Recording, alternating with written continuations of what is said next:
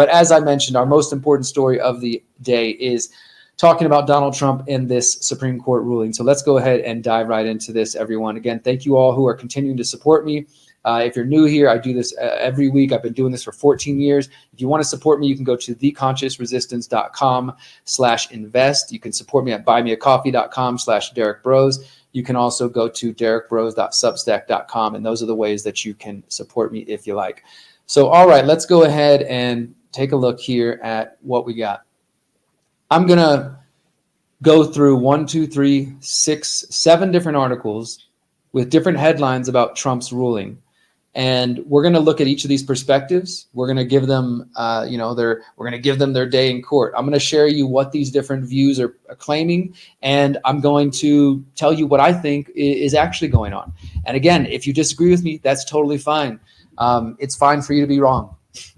But seriously, it's okay for us to disagree. I hope you won't turn off the channel, go to another place just because I'm telling you that, hey, maybe Trump is not the hero that you think he is. In fact, if those of you who've been following my journalism, my work, and especially my article that I wrote at the end of Trump's presidency called "Here Are 18 Ways Trump Has Served the Swamp," you know that I've got the receipts to back this up. I'm not just some anti-Trump, whatever you want to say, progressive. So here's one. Let's start with Fox News. The Trump immunity case. Supreme Court rules ex-presidents have substantial protection from prosecution. Now, I want to start off by saying this. Obviously, this is a Fox News article, and people would expect it to be a right-wing slant, and there is a little bit of that. But this is actually the most unbiased out of the articles, besides the last one that we're going to go over. So we got a Fox News article, we got a CNN, Atlantic, we got 2 CNN, 2 Fox, Atlantic, 3 CNN, 2 Fox, 1 Atlantic, and then 1 from the Rutherford Institute. So again, I'm trying to give you a nice perspective from across the various political views. The issue before the Supreme Court stemmed from special counsel Jack Smith's election interference case against former President Trump. The Supreme Court ruled in Monday that in Trump versus United States, that a former president has substantial immunity from prosecution for official acts while in office, but not for unofficial acts. And this is, of course, the big crux of the thing. What is unofficial and what is official? Well, that's yet to be determined. It's going to go back to the lower courts, and the lower courts will have to decide that and make it clear to everybody what counts as official presidential acts and what doesn't. The Supreme Court ruled Monday, as we said, that official acts, but not unofficial. In a 6-3 decision, the court sent the matter back down to a lower court as the justices did not apply the ruling to whether or not Trump is immune to prosecution from efforts to overturn the 2020 election. Chief Justice John Roberts for the majority writes, quote, "The president enjoys no immunity for his unofficial acts, and not everything the president does is official." So they kind of just like, all right, here's the game we'll play. He can't be charged for official things, but he can be charged for unofficial. And not everything he does is official. We'll let the courts figure it out. And so some would see this as the Supreme Court kind of punting it down the court. They basically just passed it down and chose not to actually rule on the deeper substance of the matter. Nevertheless, this is where we're at. He said, Chief Justice John Roberts said, quote, "The president is not above the law, but Congress may not criminalize the president's conduct in carrying out the responsibilities of the executive branch under the Constitution. And the system of separated powers designed by the framers has always demanded an energetic, independent executive." Interestingly, some people thought that writing that it's demanded an energetic, independent executive, meaning president, that the phrase energetic, the word there is a kind of a dig at Biden being slow energy. I don't know. He continued, "The president, therefore, may not be prosecuted for exercising his core constitutional powers, and he is entitled at a minimum to a presumptive immunity from prosecution for all his official acts. This immunity applies equally to all occupants of the Oval Office, regardless of politics, policy, or party." Okay, so that's the ruling from the majority, the 6-3 majority, which, let's be real, is made up of the conservative Supreme Court justices, some of which were appointed by Trump. So some would say, hey, like, for example, the left-wing media is calling it the Trump Supreme Court, basically saying Trump stacked the deck. And so, of course, these people are looking out for him.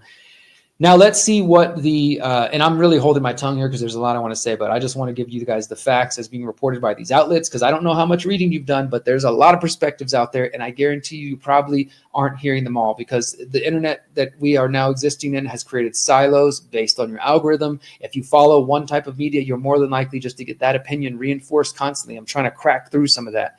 Justice Sonia Sotomayor, joined by Justices Elena Kagan and Ketanji Brown Jackson, dissented, saying the decision, quote, makes a mockery of the principle foundational to our Constitution and system of government that says no man is above the law.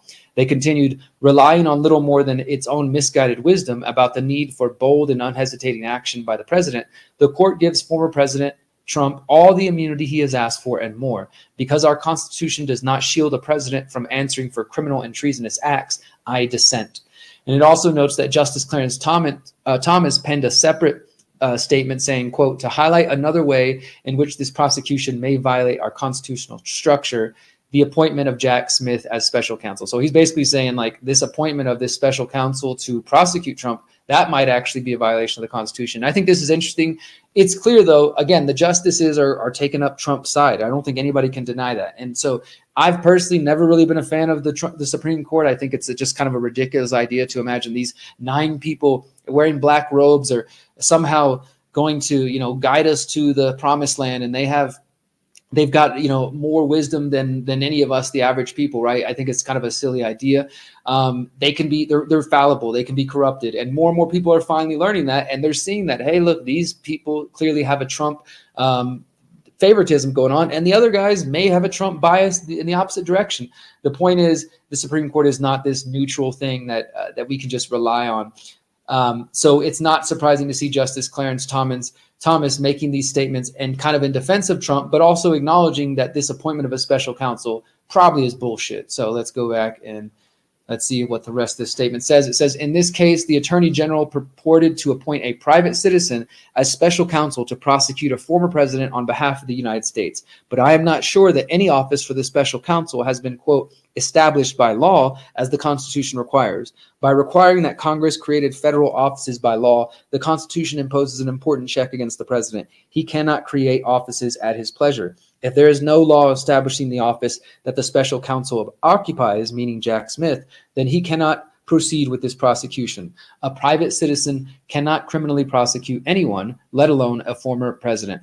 He concludes, there are serious questions whether the Attorney General has violated that structure by creating an office of the special counsel that has not been established by law. Those questions must be answered before this prosecution can proceed. We must also respect the Constitution's separation of powers in all its forms. So that's kind of like a side issue here going on, but I do think it's interesting that, again, they're taking sides for Trump. So let's continue on, show you a couple more headlines.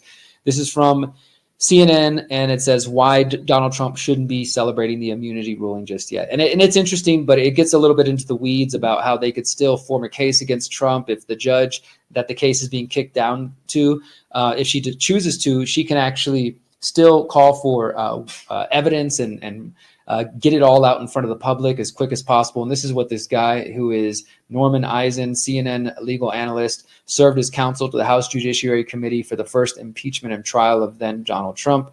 And he's a lawyer. He formerly worked at the criminal division of the Southern District of New York. So he's got some experience in law. And he's basically saying, hey, okay, now that the court has kicked this down and in their words, in Trump's favor, he's calling on District Court Judge Tanya Chutkan to initiate the next best thing, an evidentiary hearing, a kind of mini trial that will thoroughly ventilate the facts in the case. And he's telling her to do this quickly. I don't know if that's what's going to happen, but I thought that was an interesting position to go for here.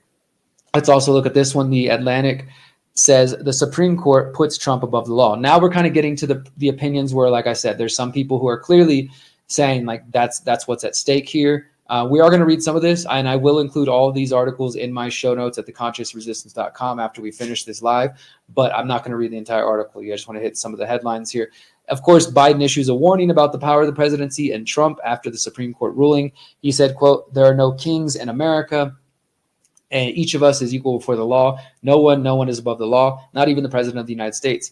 And he continued, with today's Supreme Court decision on presidential immunity, that fundamentally changes. For all practical purposes, there are virtually no limits on what the president can do. It's a fundamentally new principle, and it's a dangerous precedent because the power of the office will no longer be constrained by the law, even including the Supreme Court of the United States. So that's Biden's warning. And the interesting thing is that Biden also acknowledged that he has that power now. So think about that, people. Like, here he says, I know I will respect the limits of the presidential powers I've had for 3.5 years, but any president, including Donald Trump, will now be free to ignore the law. And Biden said, the American people must decide if they want to entrust the presidency to Trump, knowing that he'll be even more emboldened to do whatever he pleases whenever he wants to do it. So I think that's interesting, because for all of you who hate Biden or afraid of that side, think about that. Now he's got 6 more months at least in office. He could use these powers and, I don't know, do whatever the heck he wants. The same thing they're accusing and saying, well, now that this is in office, Trump is going to become a dictator. And let's be real, my friends. I know some of you want to deny these realities, but look, Trump, not Joe Biden, Trump is the one who has definitely said that he's just going to be a dictator on day one. He said that he wants retribution. And then later, of course, he'll qualify his statements and say, oh, my retribution is just going to be succeeding. But it's like we can see the telltale signs of an authoritarian. And it's not just because he said some mean things. Look at his actions. Look at the things he supports. If you don't know about this, you can visit theconsciousresistance.com. In fact, let me just pull that up real quick. And you can go visit our category. We just updated this, by the way. We've got all these fancy new categories for those who haven't seen our website. You can easily navigate 11 years worth of content. And I want you to go to the section called the Trump Deception. And I want you to start there and start digging through my reports and really getting to know who Donald Trump is. Not, again, what he says, not his words, but his actions. Because if you've only been following right-wing media, you probably haven't been seeing a lot of the things that are going on. So my point here, though, is that Donald Trump has already made it clear he plans to still be an authoritarian. He showed that already, and he's going to continue in that process. So just acknowledge that. That doesn't mean you can still vote for him whatever you want, but at least let's just be real. And that means if he comes into office in 2025, he could use these powers to go after his enemies, as he has been promising. And unfortunately, some of you out there, especially those of you who fell for the QAnon sense, would probably support them taking the Democrats and the satanic pedophiles and marching them out to the streets and killing them, or having military tribunals like QAnon talked about for so long, even if it meant that he was violating the Constitution in the process, because you would cheer and say, look, he's going after all the people I hate. He's going after the mainstream media and the Clintons. And then you would be empowering a person to be a dictator. And that's not just Trump. And in fact, maybe Trump does win and he never uses this power. But the point is, it's on the books now. So the next president down the line, or let's say Kamala Harris or somebody else that we have no idea comes into office, they will now have this ability. And as I started by saying, even Joe Biden has that ability now for the next 6 months. So I don't think this is a good thing. But unfortunately, there's a lot of independent alternative media, mainstream alternative media,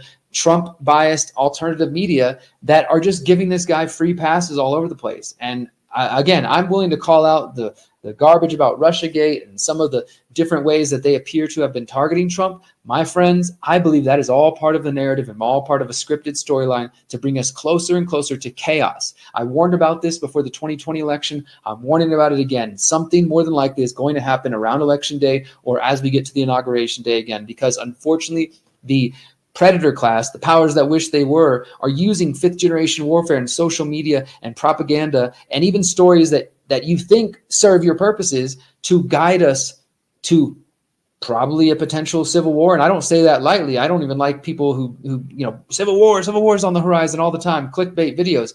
But there's a lot of predictive programming. There's even a freaking movie called Civil War that came out this year.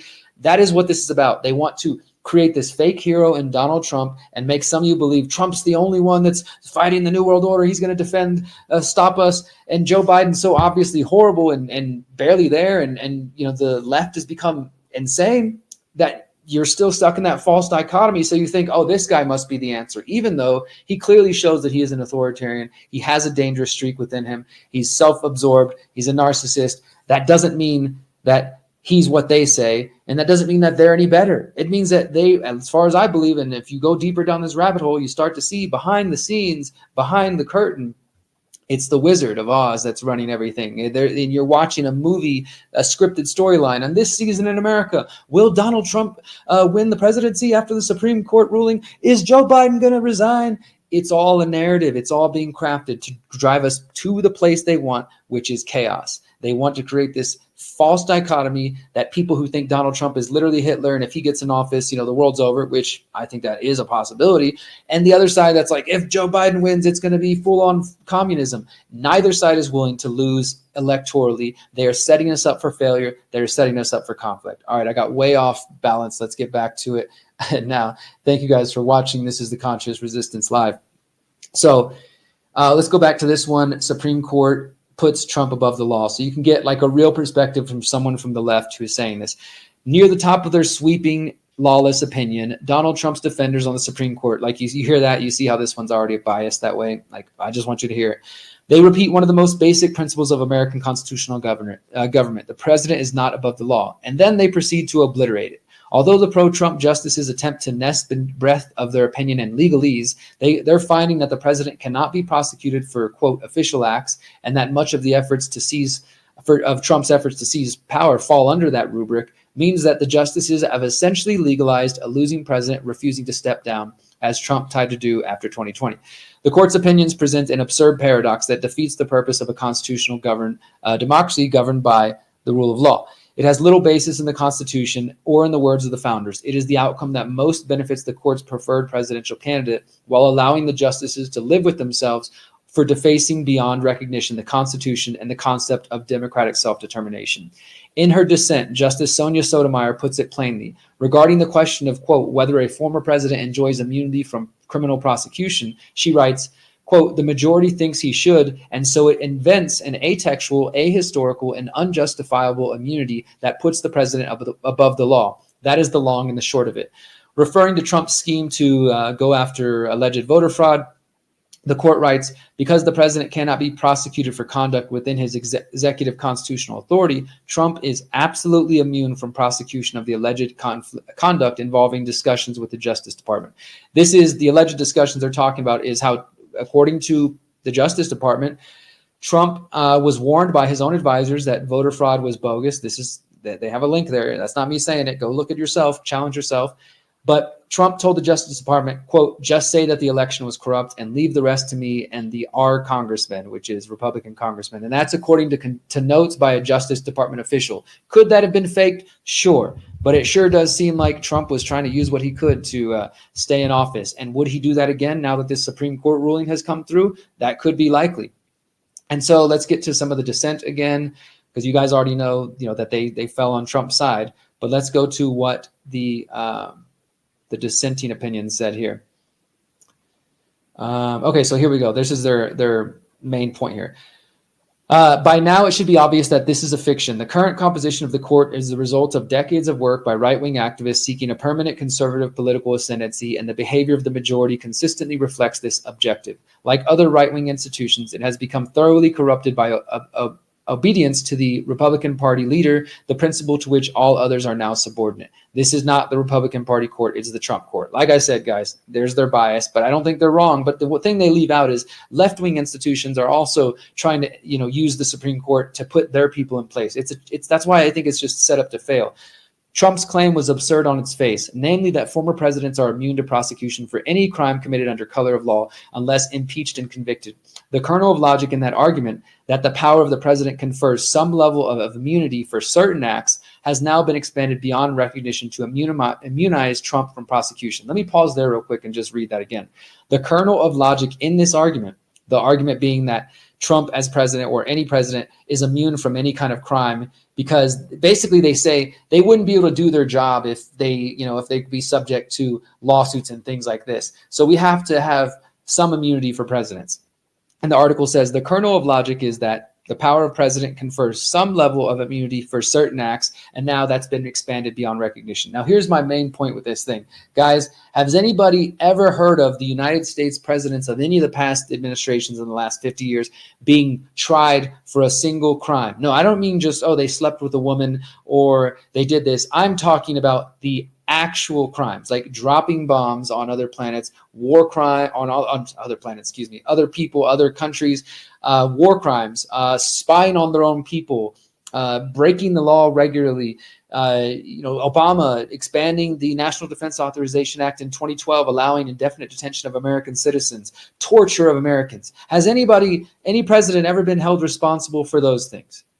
Obviously not. So to me, the whole thing is kind of bullshit. Let's just cut to the chase here. Yes, I do think this ruling is favoring Trump in some really bad ways, and I don't think it's good, but it's not just Trump. It can be used by any future president, as I said. But at the same time, presidents already get away with whatever the hell they want. They've never been actually charged for real crimes of going out and harming the American people, destroying the economy, the central banks, etc. Nothing that I think many of us would like to see them held accountable for. If anything, it's this kind of tabloid stuff, going after Trump for, having an affair, going after Bill Clinton for having an affair, things like that, right? But what about the bombs that they dropped on different countries? What about the executive orders that they pushed and the presidential signing statements that they pushed that allowed for people to have their privacy violated, to allow for people on the other side of the world to be bombed and their lives destroyed, that locks people up for nonviolent victimless crimes, right? You guys know the answer. They won't be. That's why Henry Kissinger went to the grave without ever being charged. And he wasn't even a president. He was just a diplomat, but he was allowed to go free. That's why Daddy Bush went to the afterlife without ever facing anything. That's why Baby Bush is probably going to do the same thing. And this is also why I confront these politicians, because they should not go to the grave without knowing for a fact that the things that they have done are horrible and that they should be held accountable. So that's kind of my big problem with this whole thing, that the left mainly is hyping up like, oh my God, this is, it's a new precedent. It's so horrible. Yes. And at the same time, when has any other president actually been held accountable for anything? But what makes it worse is essentially they're just codifying into law now with the Supreme Court ruling, which is the law of the land, that presidents have immunity. And I'm not going to speak absolutely, because as you heard me say a little bit ago, it's going to go back to the lower courts. So that judge, she has the opportunity now to make a ruling after she hears more evidence and the Justice Department makes their arguments, and decide these are official acts. And according to the Supreme Court, Donald Trump can't be held accountable for those. And these are unofficial acts, and he couldn't be held accountable for that. More than likely, that means he's going to get off from any real serious charges for anything and maybe some petty crime. But the point I was making earlier as well is that I do think Trump is guilty of a lot of different things. Some of the things I just mentioned. He dropped more bombs than Obama during his administration. Obviously, he locked people down. He helped destroy the economy, created the biggest deficit in history under a presidency. There's a lot of different things we can get into. And he won't be held accountable for those things. But again, back to that false dichotomy, so many of you now, because you've seen the left and the corporate media go after Trump for a lot of dumb stuff, you now turn a blind eye and a deaf ear and say, oh, well, here they go again, talking crap about Trump. I'm not even going to bother paying attention. I'm not even going to look at the information. That is a huge mistake, my friends. Don't start falling for the false narrative that Trump is now a hero because the people that we know are, not legit are criticizing him. The enemy of your enemy is not necessarily your friend. And people talking shit about somebody you like doesn't necessarily mean that person is a good guy. It feels like so many people have fallen for some super basic, childish lack of logic that is just astounding. Let's continue. A couple more articles here on this topic before we move on to our next topic, which is going to be focused on a report about widespread child abuse within police departments in the United States. So this just gets further. This is Fox News kind of making fun of the liberal justices. Justices claim immunity, and that ruling allows president to poison staff, have Navy SEALs killed by political rivals. So it's coming from the quote from the Dissent. And so let me read this because we didn't read it in the other one. The president of the United States, this is again from the liberal Supreme Court justices, the dissenting opinion. The president of the United States is the most powerful person in the country and possibly the world. When he uses his official powers in any way under the majority's reason, he now will be insulated from criminal prosecution, Sotomayor wrote. Orders that the Navy SEAL Team 6 to assassinate a political rival? Immune. Organizes a military coup to hold on to power? Immune. Take a bribe in exchange for a pardon? Immune, immune, immune, immune. Let the president violate the law. Let him exploit the trappings of his office for personal gain. Let him use his official power for evil ends. Because if he knew that he may one day face liability for breaking the law, he might not be as bold and fearless as we would like him to be. That's the majority's message today. So she's basically saying the majority Supreme Court justices are letting Trump, do whatever he wants because that's going to benefit them in some way or another. And she called the decision, said that the majority decision has, quote, shifted irrevocably the relationship between the president and the American people, being that, quote, in every use of official power, the president is now a king above the law. So, and maybe some could say that's hyperbolic and, okay, she's looking at the worst case scenario, some extreme examples, but is she wrong? Is she wrong? Let's ask that opinion. Is she wrong? According to this ruling, if a president was in his official capacity doing official acts, and one of those involved signing a warrant for the indefinite detention of American citizen, which is allowed by the 2012 NDAA, or let's take it a step further. And you know how Obama actually drone assassinated an American citizen, Anwar Awlaki? He was an American citizen and he was in the Middle East, and Obama drone bombed him. Oh yeah, and then later they bombed his daughter. Oh, and then Trump finished off the rest of the family whenever he was in office and bombed them as well. All of those are official acts, right? So, but let's take it a step further. What if they decide that there is an American citizen? Maybe it's one of those January 6ers we keep hearing about, those dangerous people, and they decide the best route to go is to drone bomb them. And I know that sounds so crazy, but are we really that far off? Guess what? That would be under an official act of a president, and there's no way he could be charged for that, whether that's Donald Trump, Joe Biden, Obama, Clinton, whoever the heck they think of next. None of them could be charged for these things. This is not a good thing for liberty. This is a good thing for Donald Trump. It's not a good thing for liberty. I hope more and more people are seeing that. It's not I'm not a progressive pink-haired liberal screaming this. I'm saying that this is what it seems. It does not look good. And then the final one we'll talk about here. This is the Rutherford Institute. If you're not familiar with the Rutherford Institute, they do great work. Highly recommend them. They've been around for a number of years, and it's really the brainchild of John Whitehead, who's that gentleman there on the screen you might be able to see. And he writes, I think, really interesting articles, does a great job. And this one is his latest one. It's called "The Supreme Court Makes the President a Dictator for Life." Also, we're not going to read the whole thing, but there are a few really great points and the ways that he outlines this, some of which I've already covered, but I think we need to outline them here. So right here he says, it doesn't even matter whether other presidents have chosen not to take advantage of any particular power, because it is a president's action in using power rather than forsaking its use that has presidential significance. So it doesn't matter if, okay, well, the law's on the books, but I'm not going to use it. Yeah, we get that. That doesn't matter. It's the abuse of the power is what sets the precedent. In other words, each successive president continues to add to his office's list of extraordinary orders and directives, expanding the reach and power of the presidency and granting him or herself near dictatorial powers. All of the imperial powers amassed by past presidents, including to kill American citizens without due process, to detain suspects indefinitely, to strip Americans of their citizenship rights, to carry out mass surveillance on Americans without probable cause, to suspend laws during wartime, to disregard laws with which he might disagree, to conduct secret wars and convene secret courts, to sanction torture, to sidestep the legislature and courts with executive orders and signing statements, to direct the military to operate beyond the reach of law, to operate a shadow government, and to act as a dictator and a tyrant above the law and beyond any real accountability. All of those, which I just mentioned, which he wrote about, are in fact real. And those were all passed from Clinton to Bush to Obama to Trump and to Biden, and they will again go on to the next president. That's how this game works, my friends. If you think it's about one party over the other, you're not going deep enough. These presidential powers acquired through the use of executive orders, decrees, memorandums, proclamations, national security directives, and legislative signing statements, which can be activated by any sitting president, they enable past, present, and future presidents to operate above the law and beyond the reach of the Constitution. They are the powers that continue to be passed along to each successive heir to the Oval Office. The Constitution be damned. So, I think that makes it pretty clear right there. Now, let's go on a little further here.